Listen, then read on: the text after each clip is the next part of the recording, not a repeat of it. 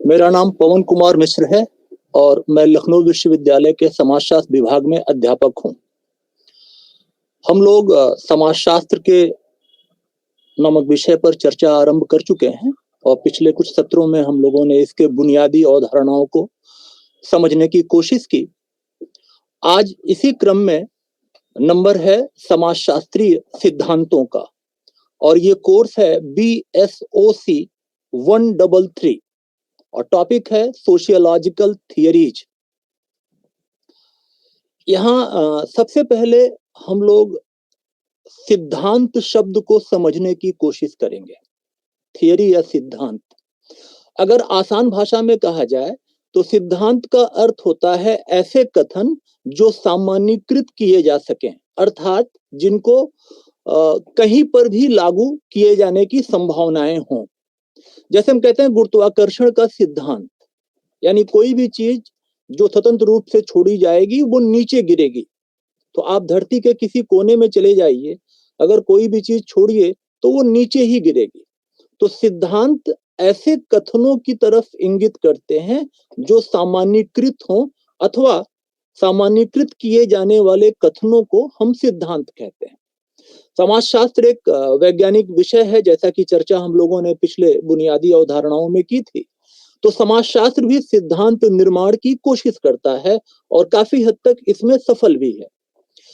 समाजशास्त्रीय सिद्धांतों की चर्चा के क्रम में ये महत्वपूर्ण हो जाता है कि समाजशास्त्र के जो पथ प्रदर्शक हैं उन लोगों ने अपने सैद्धांतिक विचारों को किस तरह से प्रस्तुत किया है। जैसा कि हम लोग जानते हैं कि समाजशास्त्र के संस्थापक अगस्त कॉम्ट हैं और उनके बाद हर्बर्ट स्पेंसर माने जाते हैं।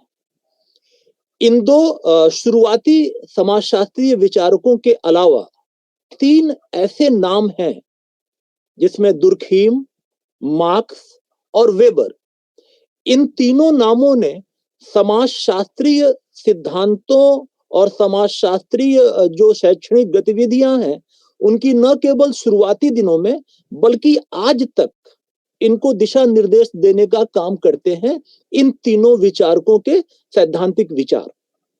तो इसी क्रम में आज सबसे पहले हम चर्चा करेंगे इमाइल दुर्खीम की, जो कि एक महत्वपूर्ण समाजशास्त्रीय विचारक हैं और फ्रांस के इमाइल दुर्खीम के सैद्धांतिक विचार आज तक समाजशास्त्रीय सिद्धांतों की दशा और दिशा को आलोकित करते हैं। यहाँ एक महत्वपूर्ण तथ्य हमें समझना होगा कि किसी भी सामाजिक विचारक को अगर हमें उसकी संपूर्णता में समझना है तो हमें दो पक्षों पर ध्यान देना होगा, उस विचारक का सामाजिक पक्ष और उस विचारक का वैचारिक पक्ष या बौद्धिक पक्ष। सामाजिक पक्ष से मतलब या सामाजिक संदर्भ से मतलब जब वो विचारक अपनी बात कह रहा है तो उसके दौर के समाज की दशाएं कैसी हैं और वो दशाएं उस विचारक को किस रूप में प्रभावित कर रही हैं। और दूसरा, उस विचारक का बौद्धिक संदर्भ, यानी जब वो अपनी बात कोई भी सैद्धांतिक विचार रखने की कोशिश कर रहा है तो उसके पहले कौन से ऐसे लोग हैं जिनके विचारों से प्रभावित होते हुए अथवा उनकी आलोचना करते हुए वो विचारक अपनी बात को आगे बढ़ा रहा है। तो इसी क्रम में अगर हम दुर्खीम को समझना चाहें कि दुर्खीम का सामाजिक संदर्भ क्या है और इमाइल दुर्खीम के सिद्धांतों को समझते हुए हम लोग बीच बीच में उनके बौद्धिक संदर्भों की भी चर्चा करेंगे, यानी किन विचारकों से प्रभावित होते हैं अथवा उनकी आलोचना में अपनी बात को आगे बढ़ाते हैं। तो दुर्खीम का जो सामाजिक संदर्भ है वो 19वीं शताब्दी का यूरोप है। हम लोग पिछले सत्रों में और पिछली कक्षाओं में ये देख चुके हैं कि 19th सेंचुरी में जो औद्योगिक क्रांति का चरम था उसने एक ऐसे सामाजिक व्यवस्था का निर्माण किया, एक सामाजिक आर्थिक व्यवस्था का, जिसको पूंजीवाद कहते हैं। और ये 19वीं शताब्दी का दौर बहुत बड़े आर्थिक और सामाजिक परिवर्तनों का दौर था। इस दौर में अगस्त कॉम्ट जिन्होंने इस विषय को प्रस्तुत किया, उनके सामने ये जो 19वीं शताब्दी का दौर है, वो इस रूप में सामाजिक संदर्भ पेश करता है कि उनके सामने यह प्रश्न था कि वो इतनी तेजी से जो औद्योगिक क्रांति की वजह से बदलाव हो रहे हैं, तो इस नए बदले हुए समाज को समझने के लिए कौन सा विषय दिया जाए, क्योंकि उनके पहले के कोई भी विषय इस नए बदले हुए समाज को समझने में असमर्थ हो रहे थे। हम लोग इसकी चर्चा विस्तार से कर चुके हैं। इसी तरह से अगर हम लोग दुर्खीम को देखें तो एक बड़ी जबरदस्त साम्यता दिखती है। कॉम्ट की डेथ 1857 में होती है और दुर्खीम का जन्म 1858 में होता है। दोनों फ्रांस में हैं। यानी जो 19वीं शताब्दी का फ्रांस है, जो यूरोप का एक हिस्सा है और जो उस दौर में व्यापक परिवर्तन हो रहे हैं, खासकर औद्योगिकरण की वजह से, वो न केवल कॉम्ट को प्रभावित कर रहे हैं, बल्कि कॉम्ट के बाद दर्खाइम के सामने भी वो एक अलग किस्म की चुनौती पेश कर रहे हैं। दर्खाइम के सामने मुख्य समस्या ये थी कि ये जो नया बदला हुआ समाज है, जिसमें व्यावसायिक विविधता इतनी ज्यादा हो चुकी है कि अलग अलग कार्यों को करने के लिए अलग अलग विशेषज्ञों का जन्म हो चुका है और इन विशेषज्ञों के अपने अपने एक वैयक्तिक स्वायत्तता की वजह से ऐसा लग रहा है जैसे समाज थोड़ा बिखरा बिखरा सा है। दुर्खीम का ये मानना था, या और भी विचारक लोग इस बात पे एकमत होते हैं कि पूर्व औद्योगिक समाज, या हम उनको और आसान भाषा में कृषक समाज कह सकते हैं, वहां सामाजिक एकता के सूत्र तलाशना आसान होता है। लेकिन ऐसा समाज जो औद्योगिकरण के बाद उत्पन्न हुआ, जिसमें व्यावसायिक विविधता बहुत ज्यादा होती है, जिसमें अलग अलग कार्यों को करने के लिए अलग अलग विशेषज्ञ होते हैं, तो इन अलग अलग विशेषज्ञों की वजह से ऐसा लगता है कि समाज में हर आदमी स्वायत्त है। तो अगर हर व्यक्ति स्वायत्त है, तो दुर्खीम के सामने ये यक्ष प्रश्न था कि इस बढ़ती हुई स्वायत्तता के क्रम में कैसे लोगों में एकता के सूत्र तलाशे जाएं। तो ये वो बुनियादी समस्या है जो 19वीं शताब्दी के पूंजीवाद की वजह से दुर्खीम के सामने जन्म लेती है और जिसका एक व्यापक हल दुर्खीम ने अपनी पीएचडी थीसिस, जिसको बाद में उन्होंने अपनी पहली पुस्तक के रूप में पब्लिश कराया, जिसका नाम है division of labour in society. इस पुस्तक में दुर्खीम ने एकता के सूत्रों की तलाश करते हुए एक व्यापक सिद्धांत प्रस्तुत किया, जिसको श्रम के विभाजन का सिद्धांत कहते हैं। और इस कालजयी कृति के बाद दर्खाइम ने समाजशास्त्रीय पद्धतियों को व्यवस्थित बनाने के लिए एक दूसरी पुस्तक लिखी, जिसको रूल्स ऑफ सोशियोलॉजिकल मेथड के नाम से जाना जाता है। हम लोग सबसे पहले चर्चा रूल्स ऑफ सोशियोलॉजिकल मेथड की करेंगे और इसके पीछे प्रमुख वजह यह है कि इससे हमें यह समझने में आसानी होगी कि दुर्खीम जब कोई भी अध्ययन करता है तो उस अध्ययन के करने में कौन से तरीके इस्तेमाल करता है या अपने कौन सी पद्धतियों को इस्तेमाल करने की कोशिश करता है। तो हम लोग पहले समाजशास्त्रीय पद्धति के नियम, जो उसकी एक प्रमुख पुस्तक है रूल्स ऑफ सोशियोलॉजिकल मेथड के नाम से, हम लोग पहले उसके बुनियादी तथ्यों को समझने की कोशिश करेंगे, फिर दुर्खीम की दूसरी चर्चित कृतियों पर आएंगे।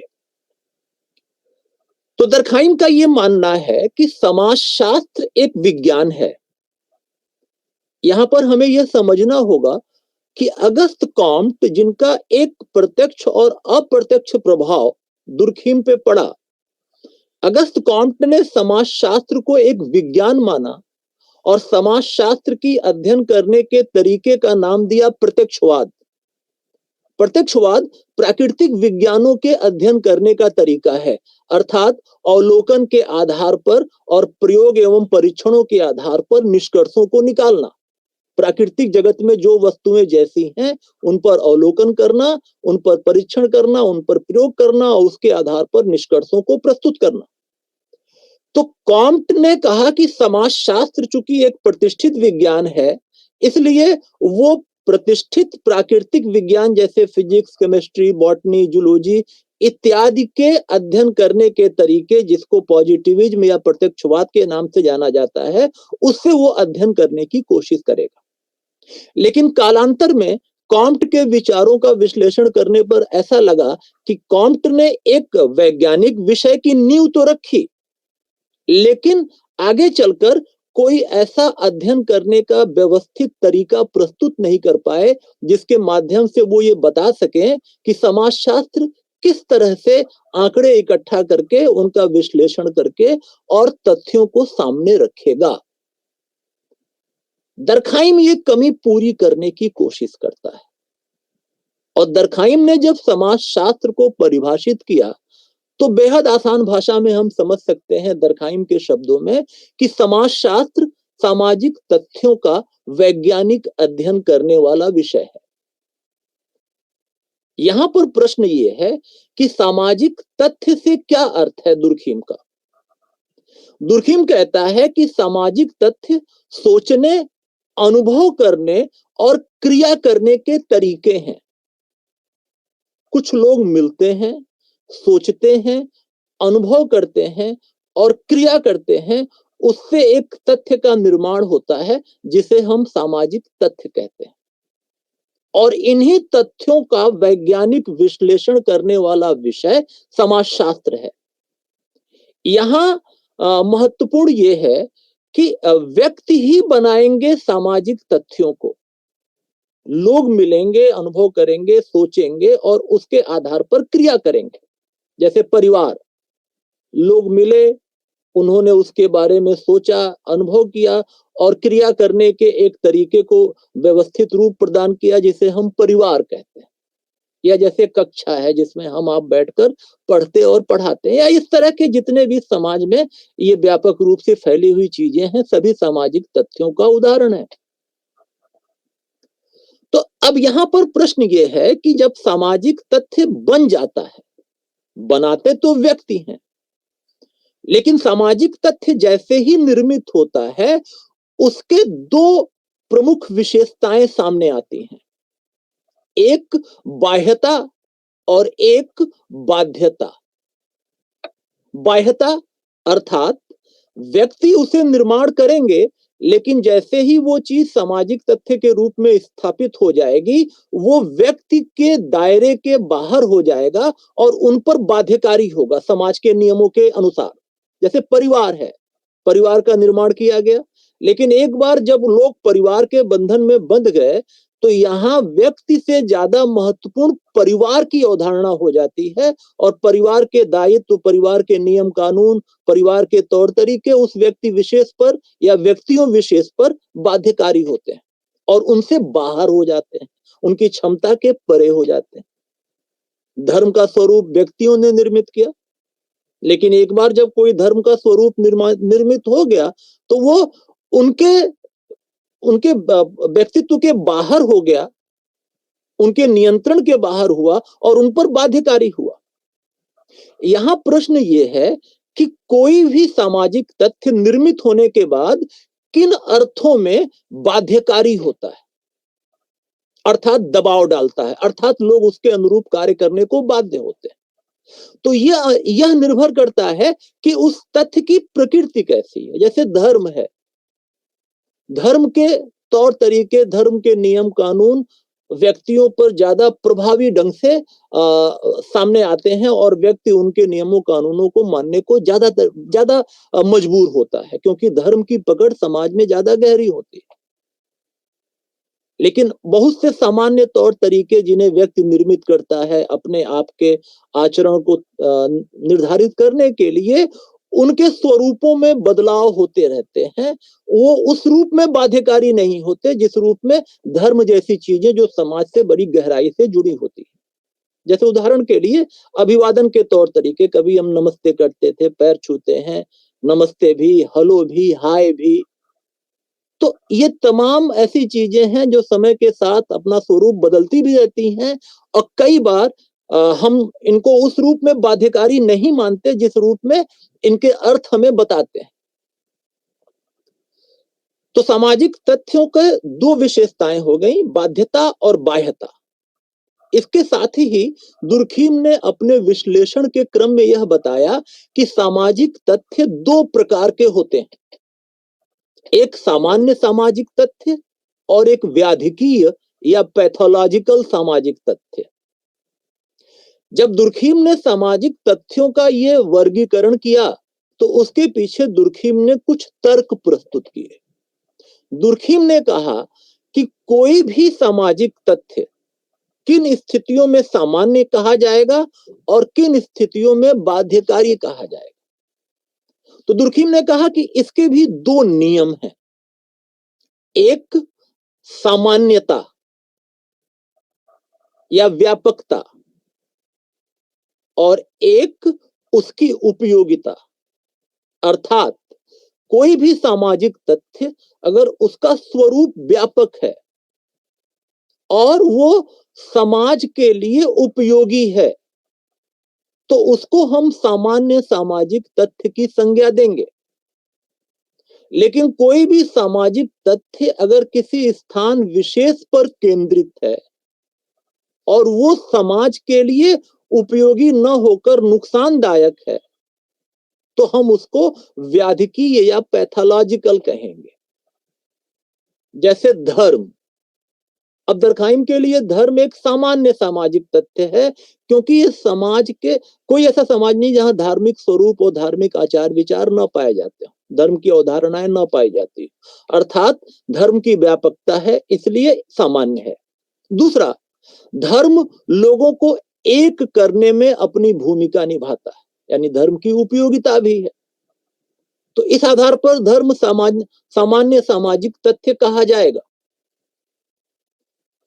यहां एक महत्वपूर्ण तथ्य की तरफ मैं इशारा करना चाहता हूं कि दुर्खीम ने एक ऐसा वाक्य प्रस्तुत किया अपने सामान्य और व्याधिकीय सामाजिक तथ्यों के वर्गीकरण को स्पष्ट करने के लिए, जिसके लिए दुर्खीम की बड़ी आलोचना होती है।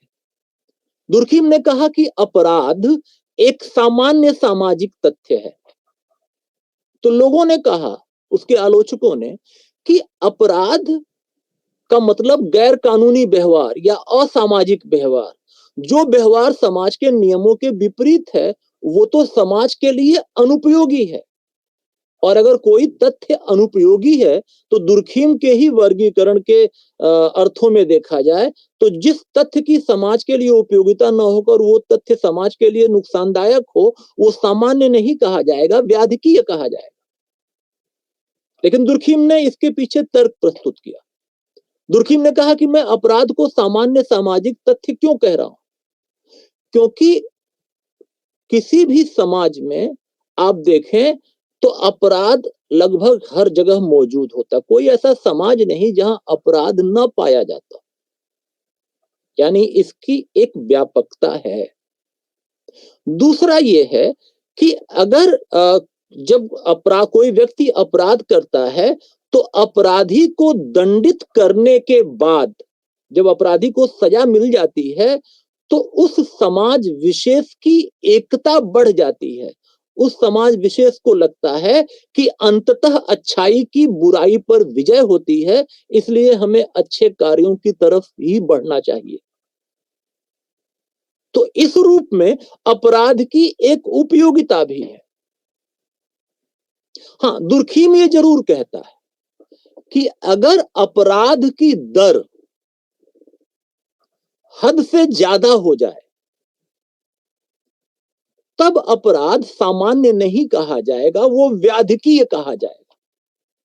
जैसे मैं आपको उदाहरण दूं, अगर आतंकवादी घटनाएं जिसमें हत्याएं, तोड़फोड़ और व्यापक जनधन की हानि बड़ी सामान्य सी चीज दिखती है, दरखाइम कहेगा कि ये तो अपराध की बढ़ी हुई दर है, यहां अपराध अत्यधिक है और ये कि समाज के किसी खास हिस्से में, एक या दो हिस्से में होगा, व्यापक समाज का हिस्सा नहीं होगा, तो इसलिए इसकी व्यापकता नहीं मानी जाएगी। और दूसरा, जब ऐसी घटनाएं घटित होती हैं जिसमें अपराध बहुत ज्यादा संख्या में दिखने लगे तो उस समाज की एकता छिन्न भिन्न हो जाती है। हम आप देखते हैं कि जब आतंकवादी घटनाएं किसी स्थान विशेष पे बढ़ जाती हैं, पूरी दुनिया में कहीं भी, तो उस स्थान की जो प्रशासनिक और तमाम व्यवस्थाएं हैं वो चरमरा जाती हैं। और इस तरह से दरखाइम ने बड़े आसानी से ये बताया कि हम लोग अपराध को, खासकर अपराध की बढ़ी हुई दर को इस रूप में ले सकते हैं कि वो अपराध की बढ़ी हुई दर एक व्याधिकीय सामाजिक तथ्य है। अब दुर्खीम के इस वर्गीकरण के बाद और इस चर्चा के बाद नंबर इस बात का है, आगे हम लोग बढ़ेंगे, कि दुर्खीम ने सामाजिक तथ्यों का अध्ययन करने के लिए कौन से नियम प्रस्तुत किए। तो दुर्खीम ने इस संदर्भ में दो नियम बताए, दो प्रमुख नियम बताए। एक कि दुर्खीम ने कहा कि सामाजिक तथ्यों को वस्तुओं के रूप में समझना चाहिए, सामाजिक तथ्यों को वस्तुओं के रूप में समझना चाहिए। यहां बहुत ध्यान से बात को समझिएगा। कॉम्ट ने प्रत्यक्षवाद की बात की। प्रत्यक्षवाद यानी निष्कर्षों को निकालना किस तरह से, अवलोकन करके, परीक्षण करके, प्रयोग करके निष्कर्षों को प्राप्त करना। लेकिन ऐसा कॉम्ट के विश्लेषण में पाया जाता है कि कालांतर में कॉम्ट उतने वैज्ञानिक नहीं रह गए, थोड़ा दार्शनिकता का पुट उनमें आ गया। तो कॉम्ट ने जहां पर अपनी बात खत्म की थी, दरखाइम उसको और व्यवस्थित स्वरूप देने की कोशिश करता है। दरखाइम ने कहा जो प्रत्यक्षवाद है, प्रत्यक्षवाद का अर्थ ये है कि हम सामाजिक तथ्यों को ठीक वैसे ही समझें जैसे प्राकृतिक विज्ञान प्राकृतिक वस्तुओं को समझता है, प्राकृतिक तथ्यों को समझता है। फिजिक्स, केमिस्ट्री, बॉटनी, जूलॉजी इत्यादि तमाम प्राकृतिक विज्ञान अपने अध्ययन क्षेत्र के अंतर्गत आने वाले चीजों को जिस रूप में देखते हैं, हम वैसे ही परिवार, विवाह, नातेदारी या तमाम सामाजिक तथ्यों को उसी रूप में देखें, अर्थात वस्तु के रूप में देखें। और इसके बाद दूसरी महत्वपूर्ण बात दुर्खीम ने कही कि जब हम सामाजिक तथ्यों का अध्ययन करें तो शोधकर्ता को अपनी पूर्व मान्यताओं का निराकरण कर देना चाहिए। यह बड़ी महत्वपूर्ण बात है। यहां दरखाइम के नियमों में, दरखाइम के सामाजिक तथ्यों के अध्ययन के नियमों के बताने के क्रम में वस्तुनिष्ठता झलक रही है। वस्तुनिष्ठता यानी तथ्यों का निष्पक्षता पूर्वक परीक्षण करने की क्षमता और योग्यता। हमारी भावनाएं क्या कह रही हैं, यह महत्वपूर्ण नहीं है। कोई भी सामाजिक तथ्य जैसा है वैसा ही हम उसके बारे में वर्णन करें, वस्तु के रूप में माने, जैसे प्राकृतिक विज्ञान प्राकृतिक जगत का अध्ययन करते हुए मानते हैं। तो हम जब प्राकृतिक विज्ञानों के नजरिए से देखें और हम किसी चीज का अध्ययन कर रहे हों, तो हम जैसे जैसे हम किसी रंग का अध्ययन कर रहे हैं, किसी कलर का अध्ययन कर रहे हैं, और मान लीजिए कि हमें वो कलर पसंद नहीं है, हमें दूसरा रंग पसंद है, तो हमारी पसंदगी या हमारी भावनाएं या हमारी पूर्व मान्यताएं हमारे अध्ययन को प्रभावित न करें। जिस रंग का हम अध्ययन कर रहे हैं उसके विविध पक्षों को हम उजागर करें, उसके ऊपर प्रयोग करके, परीक्षण करके, अवलोकन करके फिर निष्कर्षों को निकालें। ऐसे ही जब हम परिवार या समाज के किसी भी तथ्य का अध्ययन करें तो हम अपनी पूर्व मान्यताओं का निराकरण कर दें, हम अपनी भावनाओं को किनारे कर दें, निष्पक्ष होकर अध्ययन करें। तो ये दो नियम बड़े महत्वपूर्ण माने जाते हैं सामाजिक तथ्यों के अध्ययन में। पहला मैंने बताया कि इनको वस्तुओं के रूप में समझना चाहिए। दूसरा मैंने बताया कि सामाजिक तथ्यों के अध्ययन करते वक्त शोधकर्ता को समस्त पूर्व मान्यताओं का निराकरण कर देना चाहिए। अब इसके बाद एक और खास बात जो दुर्खीम के सामाजिक तथ्यों के अध्ययन में आती है। देखिए, दुर्खीम के दौर में, दुर्खीम के समय में मनोविज्ञान एक प्रतिष्ठित स्वरूप ले चुका था। तो दुर्खीम के सामने ऐसे भी विचारक थे जो मनोवैज्ञानिक थे और जिनका एक मतलब वैचारिक धरातल पर टकराहट चला करती थी दरखाइम के समाजशास्त्र से उन विचारकों के द्वारा व्यक्त किए गए मनोवैज्ञानिक विश्लेषण थे। तो दुर्खीम इसलिए बड़ा महत्वपूर्ण विचारक है कि न केवल सामाजिक तथ्यों के अध्ययन के नियमों को स्पष्ट करता है, बल्कि समाजशास्त्र को एक स्पष्ट स्वरूप देना चाहता है और यह दिखाना चाहता है कि कैसे समाजशास्त्र दूसरे सामाजिक विज्ञानों से नितांत अलग किस्म का विज्ञान है। तो दुर्खीम ने कहा कि हमारे अध्ययन की विषय वस्तु व्यक्ति नहीं है, हमारे अध्ययन की विषय वस्तु समाज है या व्यक्तियों का समूह है। सामूहिक घटनाओं का हम अध्ययन करते हैं, न कि किसी व्यक्ति विशेष या वैयक्तिक घटनाओं का। तो दर्खाइम का ये जो अध्ययन करते हुए दर्खाइम ने अपनी ये बात कही, इस बात ने आगे चलकर न केवल दर्खाइम के विचारों को प्रभावित किया, बल्कि दर्खाइम के अनुसरण में जो तमाम सामाजिक विचारक और समाजशास्त्री विचारक आए, उन्होंने भी इस बात को स्वीकार किया कि समाजशास्त्र की अध्ययन की विषय वस्तु सामूहिकता है, न कि वैयक्तिकता, और इस अर्थ में समाजशास्त्र मनोविज्ञान से अलग हो जाता है या दूसरे सामाजिक विज्ञानों से अलग हो जाता है।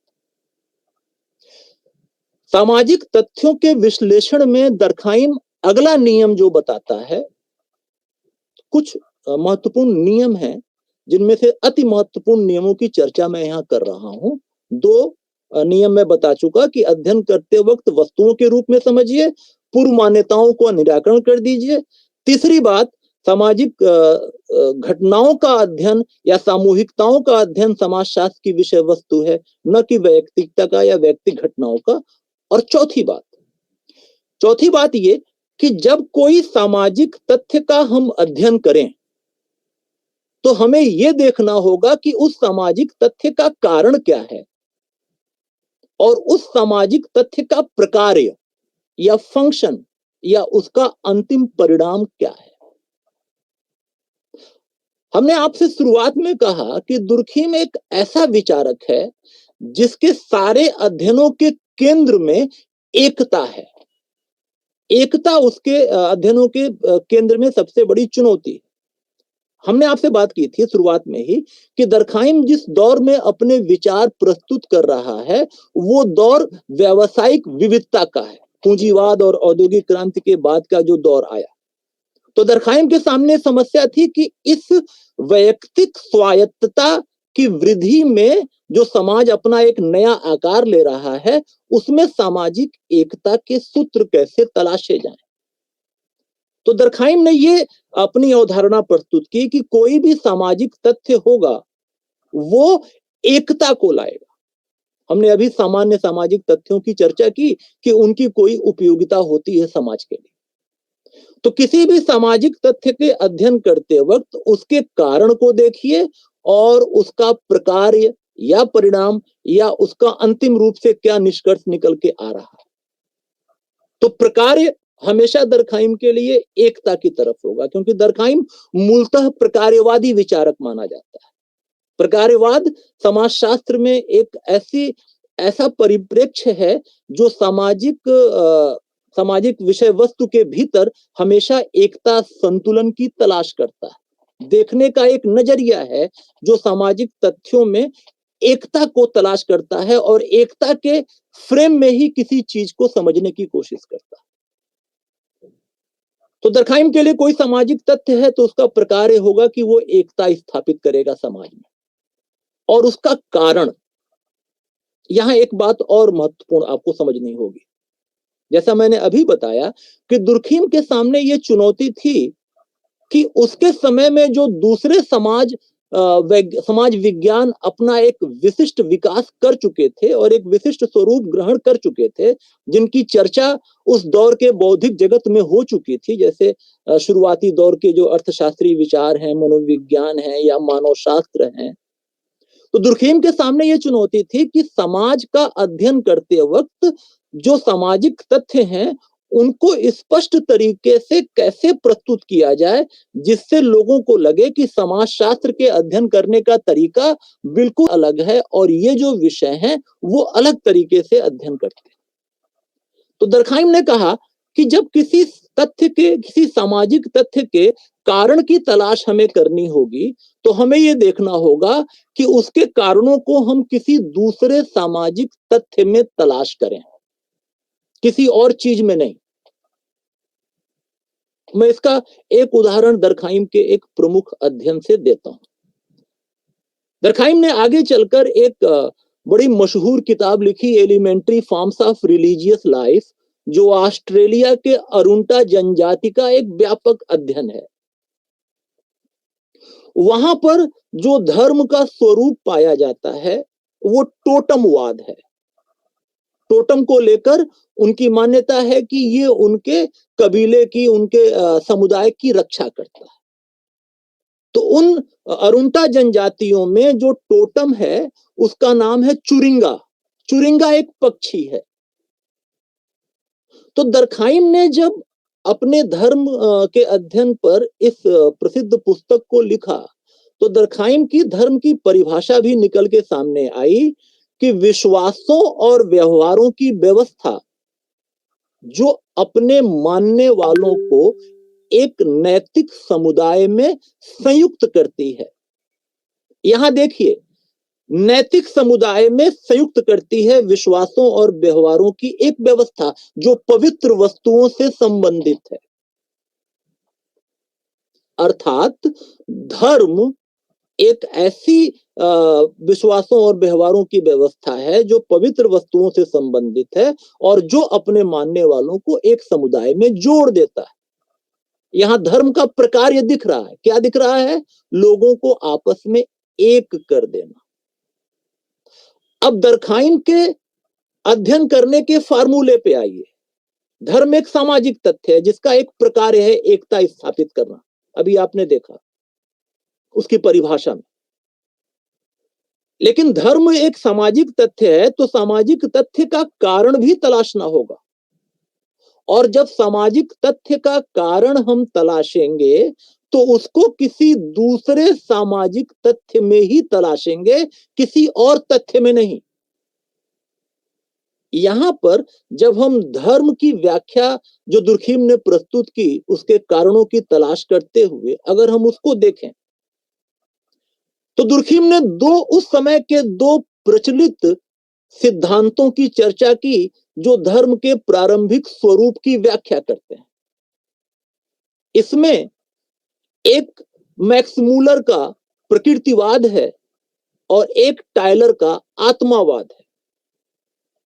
प्रकृतिवाद में यह कहा गया कि शुरुआती दौर में जो प्राकृतिक घटनाएं घटती थी, जैसे बादल का गरजना, बिजली का कड़कना, पानी गिरना, आग लग जाना, तो आदिम मनुष्य इनकी व्याख्या नहीं कर पाता था, तो इनके प्रति एक आदर युक्त भय जन्म लेता था।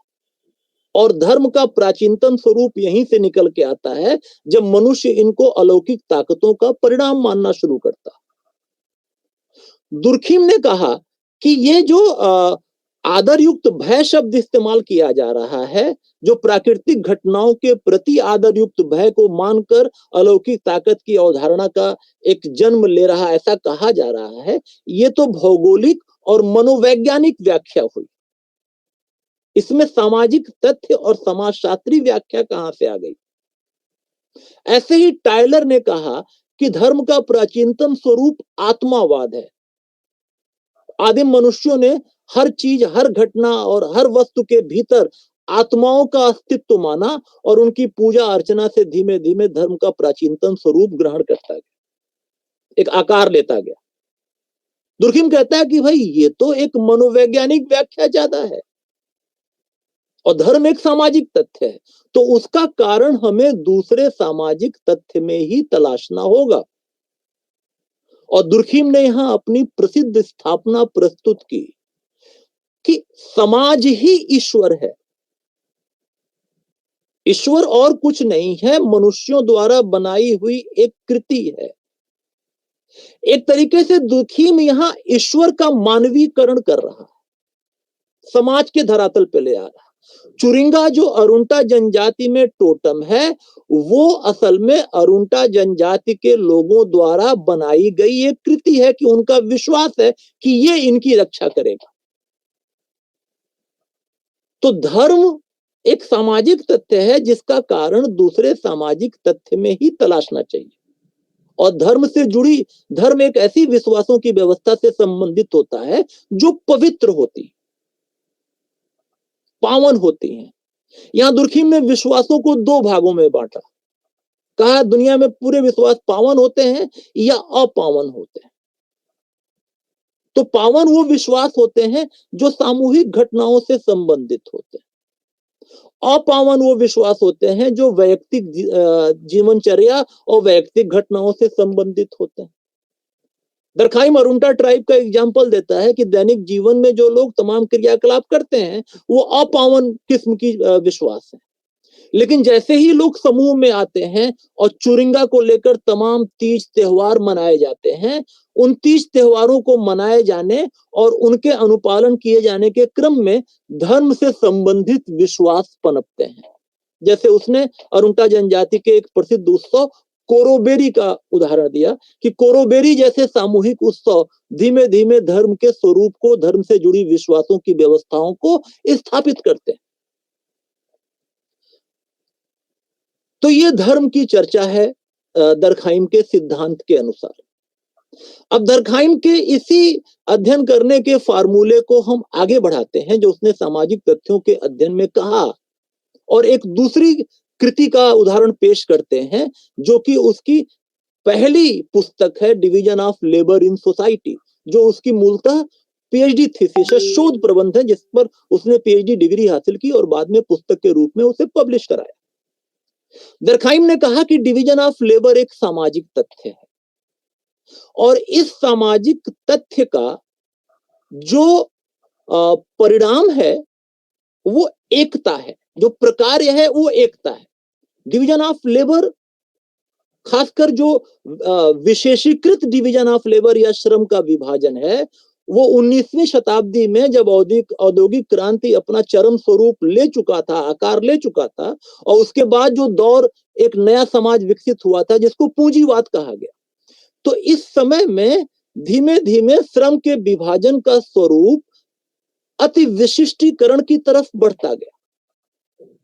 पूर्व औद्योगिक समाजों में श्रम का विभाजन सरलतम होता है, छोटा सरल रूप में होता है। गांव देहातों में या खेतीहर समाजों में कार्यों का बहुत स्पष्ट बंटवारा नहीं होता।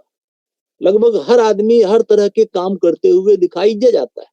लेकिन जैसे जैसे औद्योगिकरण बढ़ता है वैसे वैसे कार्य ज्यादा विशिष्ट स्वरूप लेते नजर आते हैं और हर काम को करने के लिए अलग अलग विशेषज्ञों की आवश्यकता होने लगती है। तो जैसे जैसे विशेषज्ञों की आवश्यकताएं बढ़ती जाती हैं, समाज में श्रम का विभाजन विशेषीकृत होता है और धीमे धीमे वो अति विशेषीकृत की तरफ चला जाता है।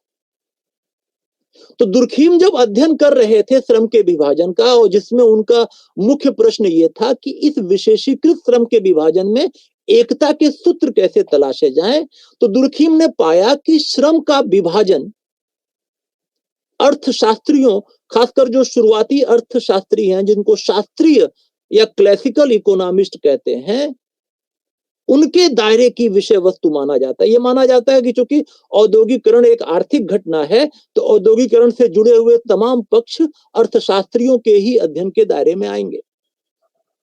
दुर्खीम ने कहा ऐसा नहीं है, श्रम का विभाजन एक सामाजिक तथ्य है। हम अर्थशास्त्रियों की व्याख्याओं पर ध्यान नहीं देंगे, हम इसको समाजशास्त्री नजरिए से प्रस्तुत करने की कोशिश करेंगे। जो उपयोगितावादी अर्थशास्त्री थे, जिनका नारा था अधिकतम लोगों के अधिकतम सुख का सिद्धांत, उन्होंने जब श्रम के विभाजन के कारणों का विश्लेषण किया तो ये कहा कि श्रम का विभाजन असल में मनुष्यों को खुशी मिलती है, इसलिए श्रम का विभाजन करते हैं। ज्यादा श्रम का विभाजन यानी उनको ज्यादा खुशी प्राप्त होती है, इसलिए वो ज्यादा श्रम का विभाजन करते हैं। खुशी या हैप्पीनेस मनुष्यों के प्रत्येक व्यवहार के मूल में है, ऐसा एक आसान भाषा में हम उपयोगितावादी अर्थशास्त्रियों को के विचारों के निचोड़ को प्रस्तुत कर सकते हैं। कहा ही उन्होंने अधिकतम लोगों के अधिकतम सुख का सिद्धांत। दरखाइम ने कहा कि हम श्रम का विभाजन करेंगे तो हमें खुशी मिलेगी, यानी खुशी या हैप्पीनेस श्रम के विभाजन का कारण न होकर श्रम के विभाजन का परिणाम हो सकता है। और चूंकि श्रम का विभाजन एक सामाजिक तथ्य है, इसलिए श्रम के विभाजन को हम दूसरे सामाजिक तथ्यों के संदर्भों में ही तलाशने की कोशिश करेंगे। और दुर्खिम ने कहा कि ये सामाजिक तथ्य क्या है जो श्रम के विभाजन का कारण बनता है, तो उसने कहा समाज का बढ़ता हुआ घनत्व और समाज का बढ़ता हुआ नैतिक घनत्व। अर्थात जैसे जैसे समाज में घनत्व बढ़ता जाता है, यहां पर ध्यान दीजिएगा, पूर्व औद्योगिक समाजों से जब हम औद्योगिक समाज की तरफ जाते हैं तो समाज का घनत्व बढ़ता चला जाता है। गांव देहातों में, एग्रेरियन सोसाइटीज में जनघनत्व बहुत कम होता है, और शहरों में या जहां पर औद्योगिक इकाइयां होती हैं वहां कम स्थान में ज्यादा लोग रहते हैं। तो दुर्खिम ने कहा जैसे जैसे समाज का घनत्व बढ़ता जाता है, वैसे वैसे यह समाज की नैतिक जिम्मेदारी हो जाती है कि इस बढ़ते हुए इस घनत्व के क्रम में प्रत्येक व्यक्ति को कोई न कोई रोजगार प्रदान करे। और जैसे ही समाज के बढ़ते हुए घनत्व के क्रम में हम समाज की नैतिक जिम्मेदारी को लगा देते हैं कि समाज प्रत्येक व्यक्ति को रोजगार देगा, अर्थात धीमे धीमे कम जगह पे अलग अलग किस्म के रोजगार प्राप्त करने वालों की संख्या बढ़ती जाएगी। तो दुर्खिम ने कहा कि जैसे जैसे अलग अलग किस्म के कार्यों को करने के लोगों की संख्या बढ़ती जाएगी, श्रम का विभाजन सामान्य से विशेषीकरण की तरफ होता चला जाएगा। इसलिए श्रम के विभाजन का कारण समाज का बढ़ता हुआ नैतिक घनत्व है। अब दुर्खिम ने यहां एक खास बात और कही, श्रम का विभाजन है तो वो एकता लाएगा, क्योंकि दुर्खिम मूलतः एक प्रकार्यवादी विचारक है। और जैसा मैंने बताया कि प्रकार्यवाद एक ऐसा परिप्रेक्ष्य है जिसको लोकप्रिय करने का सर्वप्रथम श्रेय दुर्खिम को जाता है। और प्रकार्यवाद किसी भी सामाजिक इकाई को इस रूप में देखता है कि वह सामाजिक इकाई समाज में किस रूप में एकता को स्थापित करती है। देखने का एक नजरिया है जो समाज के प्रत्येक तथ्य को इस रूप में देखता है कि वो समाज में कहां तक एकता स्थापित करता है।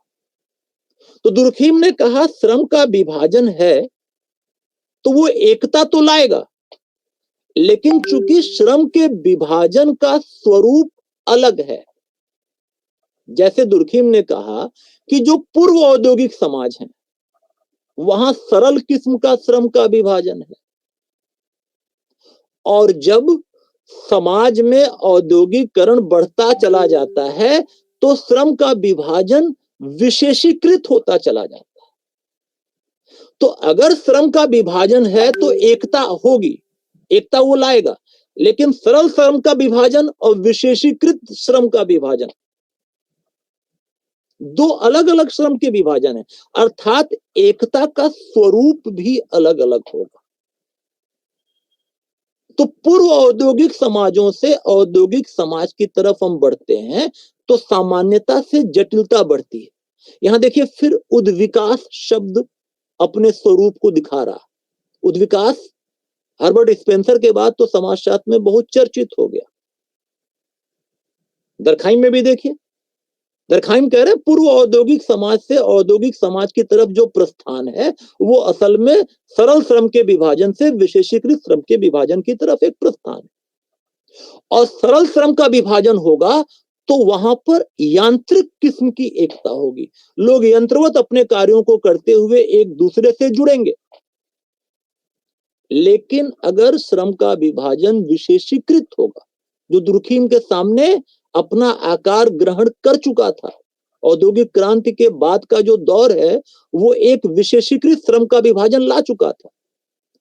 तो दुर्खिम कहता है कि ये जो नया श्रम का विभाजन है जिसमें अलग अलग कार्यों को करने के लिए अलग अलग एक्सपर्ट हैं, इसमें भी एकता है, और ये एकता सावयवी एकता है। सावयव यानी शरीर।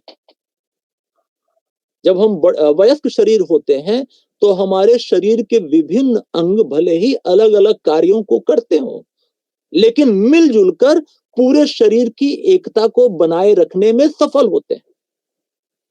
दुर्खिम कहता है कि ऐसे ही समाज में विभिन्न कार्यों को करने के लिए विभिन्न विशेषज्ञ भले आ जाएं, लेकिन हर विशेषज्ञ दूसरे काम को करने के लिए दूसरे विशेषज्ञ पे वैसे ही निर्भर है जैसे शरीर का कोई अंग दूसरे कार्य के लिए दूसरे अंग पर निर्भर। हाथ का कार्य अलग है, पैर का कार्य अलग है।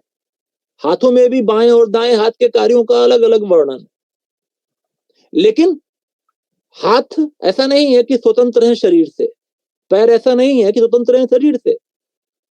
चलने के लिए हमें पैरों का सहारा लेना पड़ेगा, खाने के लिए और लिखने पढ़ने के लिए हाथों का सहारा लेना पड़ेगा, देखने के लिए आंख का सहारा लेना पड़ेगा। हम देखेंगे तभी चलेंगे, चलते हुए हमें हाथ भी सहारा देते हैं।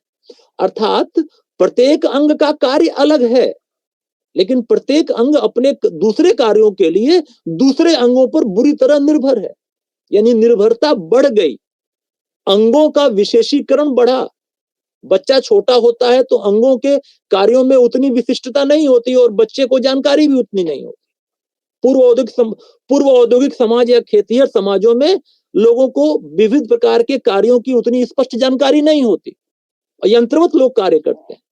ऐसे ही जब शरीर वयस्क हो जाता है, हर अंग का कार्य अलग अलग होता है, लेकिन दूसरे अंगों पर निर्भरता छोटे बच्चे की तुलना में बढ़ जाती है। ऐसे ही समाज में जैसे कोई अकाउंटेंट है, अपने कार्य का एक्सपर्ट है, लेकिन उसको तकनीकी की सहायता लेनी है तो इंजीनियर के पास जाएगा, उसको कोई बीमारी होगी तो डॉक्टर के पास जाएगा। डॉक्टर अपने कार्य का विशेषज्ञ है, लेकिन इंजीनियर, अकाउंटेंट या दूसरे जो विशेषज्ञ हैं उनके बगैर नहीं चल सकता। सभी अपने बच्चों को पढ़ाने के लिए अध्यापक के पास भेजेंगे, अध्यापक अपने दूसरों कार्यों के लिए बाकी सब पर निर्भर होगा। तो ये जो एकता है, ये सावयवी प्रकार की एकता है और ये ज्यादा मजबूत किस्म की एकता है पूर्व की तुलना। और दुर्खीम इसी क्रम में ये कहता है कि जब हम यांत्रिक एकता या मैकेनिकल सॉलिडेरिटी के दौर में होते हैं, जो पूर्व औद्योगिक समाजों में होता है, उस समय एक सामूहिक चेतना का स्वरूप होता है। हर कोई चूंकि यंत्रवत कार्यों को करता है तो एक मिली जुली चेतना विकसित होती है। और दुर्खिम कहता है कि जब सावयवी एकता का स्वरूप आता है, जब प्रत्येक कार्य अलग अलग विशेषज्ञों के द्वारा करने के बाद भी दूसरे कार्यों के लिए दूसरों विशेषज्ञों पर बुरी तरह निर्भरता बढ़ जाती है, तो यहां पर सामूहिक प्रतिनिधान है। हर कार्य का, समाज के हर विशेषज्ञ अलग अलग कार्यों का प्रतिनिधि है, लेकिन वो प्रतिनिधान एक सामूहिकता में है, उसके बगैर समाज चल ही नहीं पाएगा। इंजीनियर अपने घर में रहेगा जब तक बाकी लोग उससे अपनी सलाह न लें। डॉक्टर डॉक्टर निष्क्रिय रहेगा अगर दूसरे लोग उससे चिकित्सीय सहायता न लें। तो इस तरह हर आदमी अपने अपने कार्यों को करने का एक प्रतिनिधि मात्र है, लेकिन निर्भरता सामूहिक है। और ये जो सामूहिक प्रतिनिधान है, ये सामूहिक चेतना से ज्यादा महत्वपूर्ण हो जाती है। और दुर्खिम ने इसी में एक छोटी सी चीज और कही कि जब यांत्रिक एकता का समय होता है या पूर्व औद्योगिक समाज जिसे कहता है, वहां पर दमनकारी किस्म के कानून होते हैं। और जब सावयवी एकता आती है, जहां विशेषीकृत श्रम का विभाजन होता है, जहां सामूहिक प्रतिनिधान होता है, वहां जो कानून है वो प्रतिकारी अथवा सुधारवादी हो जाते हैं। तो ये दुर्खिम का तीसरा महत्वपूर्ण पॉइंट मैंने आपके तीसरा महत्वपूर्ण सिद्धांत मैंने आपके सामने प्रस्तुत किया। एक, उसके सामाजिक तथ्यों के अध्ययन करने के नियम। दूसरा, दुर्खिम के धर्म के विचार, धर्म संबंधी सिद्धांत। और तीसरा, दुर्खिम का जो पहली पुस्तक है श्रम के विभाजन का जो वर्णन किया है, उसका हमने आपके सामने चर्चा प्रस्तुत की। अब आखिरी में दुर्खिम की एक और कृति है, सुसाइड या आत्महत्या। इसकी थोड़ी चर्चा कर लें संक्षिप्त। आत्महत्या एक मानसिक अवस्था है जिसमें व्यक्ति इस रूप में अपने को ले आता है कि अब इसके बाद उसका जीवन बेकार है और वो आत्महत्या कर लेता। तो सामान्य रूप में देखा जाए तो आत्महत्या मनोविज्ञान के दायरे की विषय वस्तु है, उसका विषय क्षेत्र है आत्महत्या। दरखाइम ने चूंकि समाजशास्त्र को एक स्पष्ट स्वरूप देना चाहता था और यह दिखाना चाहता था कि समाजशास्त्र जिन तथ्यों का अध्ययन करता है वो कैसे बाकी दूसरे सामाजिक विज्ञानों की तुलना में अलग हैं, तो दुर्खीम ने कहा कि हम आत्महत्या की दर का अध्ययन करते हैं, न कि आत्महत्या का, क्योंकि आत्महत्या की दर एक सामूहिक घटना है और आत्महत्या एक व्यक्तिगत घटना है। और दुर्खीम ने आत्महत्या की दर को विभिन्न सामाजिक कारकों से जोड़ा और कहा कि ये सामाजिक कारक हैं जो एक तरह की आत्महत्याओं को प्रेरित करते हैं। दुर्खीम ने कहा कि दो सामाजिक कारक हैं, एकीकरण या इंटीग्रेशन और दूसरा रेगुलेशन या नियमन। दुर्खीम ने कहा कि एकीकरण जो होता है उसकी भी दो मात्रा हो सकती है, अत्यधिक एकीकरण, निम्न एकीकरण, अर्थात व्यक्ति का समाज से जुड़ाव बहुत ज्यादा हो या व्यक्ति का समाज से जुड़ाव लगभग न के बराबर हो।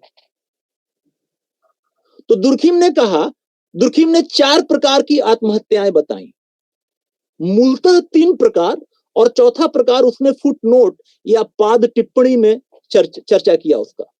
उसने कहा कि 3 मुख्य प्रकार, परार्थवादी, अहमवादी, एनामिक या नियम विहीनता, और चौथा जिसकी चर्चा उसने फुटनोट में की है, घातक या फैटलिस्टिक। तो उसने कहा परार्थवादी अर्थात दूसरे के हित के लिए कार्य करना। तो परार्थवादी प्रकार की आत्महत्याएं तब होती हैं जब व्यक्ति का समाज से एकीकरण बहुत ज्यादा होता है। कोई आदमी समाज के लिए अपने जान की कुर्बानी दे दे, ऐसा तभी होगा जब उसका समाज से जुड़ाव बहुत ज्यादा हो। जैसे जौहर का एग्जाम्पल दिया दरखाइम ने, जो एक सामूहिक घटनाओं का, आत्महत्याओं का उदाहरण है मध्यकाल के भारत का। या जैसे जापान के हाराकिरी का उदाहरण दिया कि जापान में सैनिक अगर पराजय का सामना करते हैं तो वो अपनी जनता को अपना पराजित चेहरा दिखाने के बजाय पेट में छुरा मारकर आत्महत्या कर लेना पसंद करते हैं। या जैसे अगर आप देखें हाल के दिनों में जो ये सुसाइडल बॉम्बर अटैक है, जिसमें लोग अपने को बम से उड़ा देते हैं अपने समुदाय के निर्देश के क्रम में, यानी अपने समुदाय के लिए जान दे देना, अपने समूह के लिए जान दे देना, परार्थवादी आत्महत्याएं। और अहमवादी, यानी जब व्यक्ति का अहम समाज की तुलना में ऊपर हो जाए या हमारा एकीकरण समाज से निम्न अवस्था में पहुंच जाए। दुर्खीम ने यहां पर सहसंबंध शब्द प्रयोग किया एक्सप्लेन करने के लिए, कनकॉमिटेंट वेरिएशन। उसने विभिन्न आंकड़ों की तुलना की। उसने कहा जैसे कैथोलिक और प्रोटेस्टेंट, तो कैथोलिक सामूहिक जीवन जीते हैं, प्रोटेस्टेंट वैयक्तिक जीवन जीते हैं। यह दरखाइम के समय के विश्लेषण की बात। तो उसने पाया अपने दौर के आंकड़ों के विश्लेषण में, जब उसने सहसंबंध स्थापित किया, तुलनात्मक परिचय दिया, तो कहा कैथोलिकों में आत्महत्या की दर कम है, प्रोटेस्टेंट में आत्महत्या की दर ज्यादा है। ऐसे ही उसने विवाहित और अविवाहित के बीच की तुलना की, कहा विवाहितों में आत्महत्या की दर कम है क्योंकि एकीकरण ज्यादा है, अविवाहितों में आत्महत्या की दर ज्यादा है क्योंकि समाज से जुड़ाव नहीं के बराबर है, अकेला आदमी।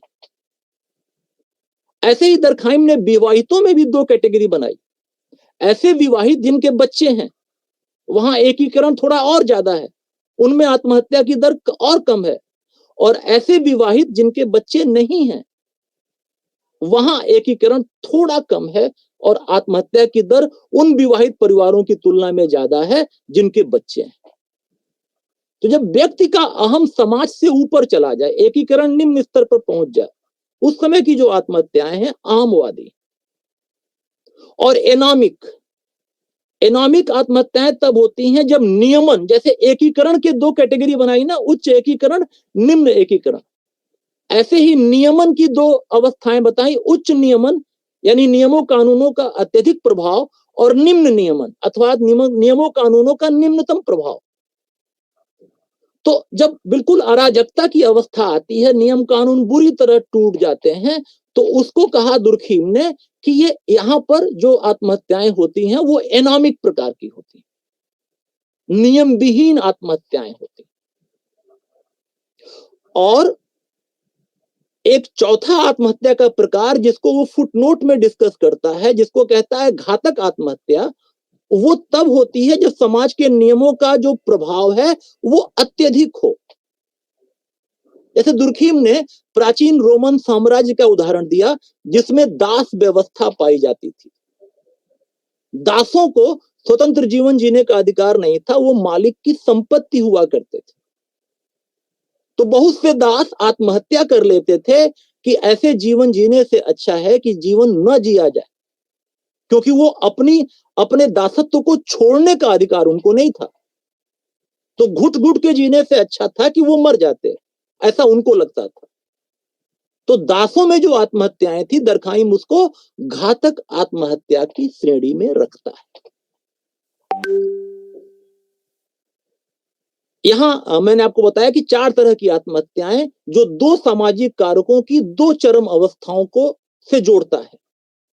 परार्थवादी तब जब एकीकरण बहुत ज्यादा महसूस हो, अहमवादी तब जब एकीकरण निम्न अवस्था में महसूस हो, एनामिक या नियम विहीन आत्महत्या तब जब नियमन समाज में लगभग खत्म हो जाए, अराजकता आ जाए, और घातक आत्महत्या तब जब समाज के नियमों कानूनों का प्रभाव बहुत ज्यादा हो। तो देखिए कैसे सामाजिक कारकों से आत्महत्या के प्रकारों को जोड़ा, और एक ऐसा विषय वस्तु जो मनोविज्ञान के दायरे का माना जाता था, उसको समाजशास्त्र के विषय क्षेत्र में दुर्खीम ले आया।